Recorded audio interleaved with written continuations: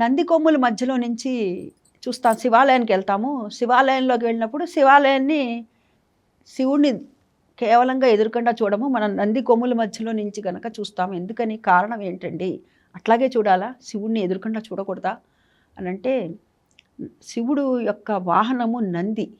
అందుకని ఇప్పుడు మనం లౌకికంగా గనక గమనించినట్లయితే రాజుగారి దగ్గరికి వెళ్ళాలనుకోండి, రాజుగారి దగ్గరికి వెళ్ళాలంటే మనం ఏం చేస్తాము? మంత్రి గారికి విన్నపించుకుంటాము. ఇదయ్యా మంత్రి గారు, మాకున్నటువంటి సమస్య రాజుగారికి విన్నపించండి అని చెప్తాము. అంతదాకా ఎందుకు? ఇప్పుడు ఇవాళ మనం లౌకికంగా చూసుకున్నట్లయితే కోర్టులు ఉంటాయి.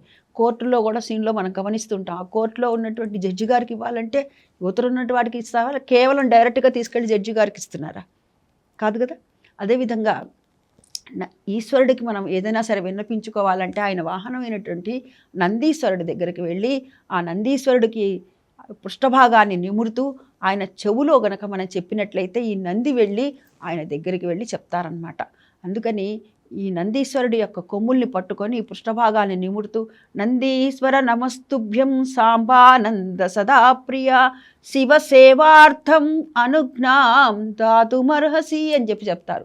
నాయన శివసేవ కోసం మేము వచ్చావయ్యా, మాకు నువ్వు అనుజ్ఞయ్యయ్యా అని చెప్పి ఈ నందీశ్వరుని మనం వేడుకుంటామన్నమాట. శృంగ మధ్యే శివం దృష్ట్వా పునర్జన్మ న విద్యతే. శృంగములు అంటే కొమ్ములు. ఈ కొమ్ముల మధ్య నుంచి గనక, ఈ నందీశ్వరుని యొక్క కొమ్ముల మధ్య నుంచి గనక ఎవరైతే పరమేశ్వరుని చూస్తారో వారికి పునర్జన్మ ఉండదు అని చెప్తారు. అందుకు ఈ విధంగా స్వామివారి నందీశ్వరుడి దగ్గర నుంచి స్వామివారిని దర్శించుకోవటం, ఆ స్వామికి విన్నపించుకోవటంలో ఉన్నటువంటి ఆంతర్యం ఇది.